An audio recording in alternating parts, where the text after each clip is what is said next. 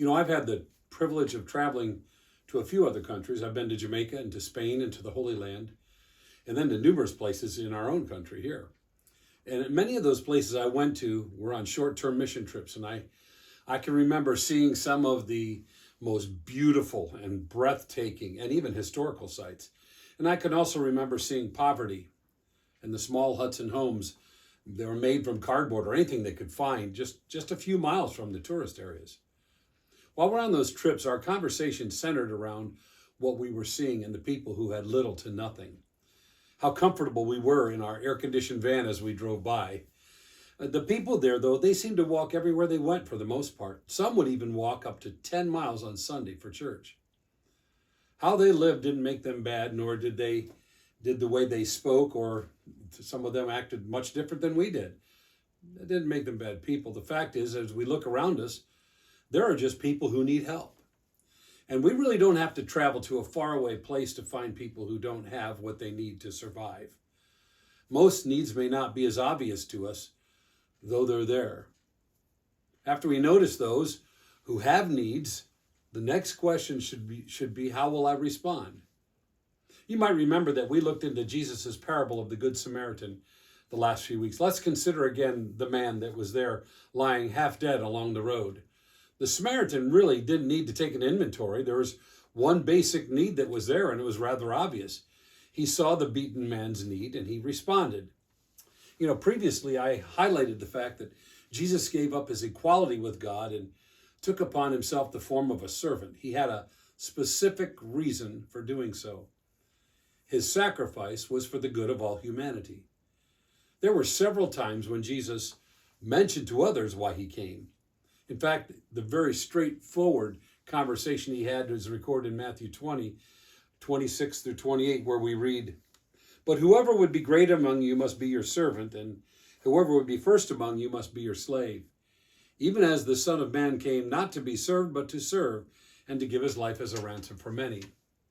So Jesus said that he became human and released his right to be equal with God, and he did that to serve humanity and give his life for our sake.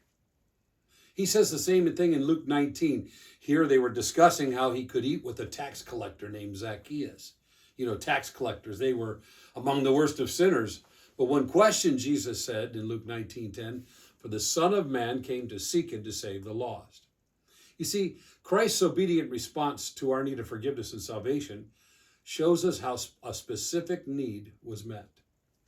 So as you and I understand that there are needy people everywhere, and we're personally aware of those needs, there are many ways you and I can respond. We should respond to the need wherever and whomever it is. And as we do, we should approach it prayerfully. And as we pray, we need to allow the Holy Spirit to work in our hearts to see how we can respond and offer help. As we're prompted to provide help, we find there are many ways that we can find the specific needs and help meet them. Often, and I would highly recommend the local church. That's a good place to start, like here at Lakeview Church. No doubt there are opportunities where you can use your talents and your time within this church. You might hear of a specific need, say, in the children's ministry or with the youth ministry or with the spiritual care commission as they serve meals for a funeral or help in other ways, or helping to set up for a big event, or taking part in just praying with the prayer group on Wednesdays, or repairing things in the church or its property. Maybe even visiting the elderly or the sick, going on a short-term mission trip. The list could go on, too many to be mentioned.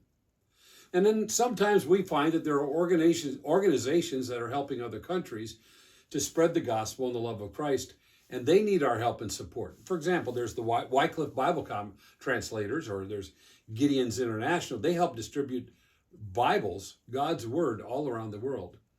There's Samaritan's Purse. They go to places that have faced tragedy or disaster.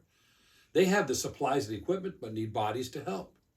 Or even Habitat for Humanity.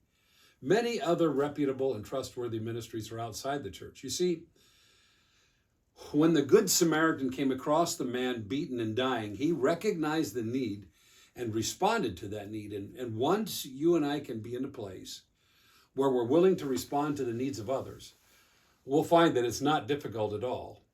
There are daily opportunities all around us. And the truth is, you and I have what is needed to respond.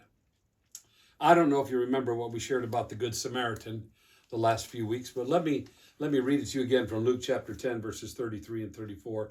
A Samaritan, as he journeyed, came to where he was. Here is the man that was robbed and beaten.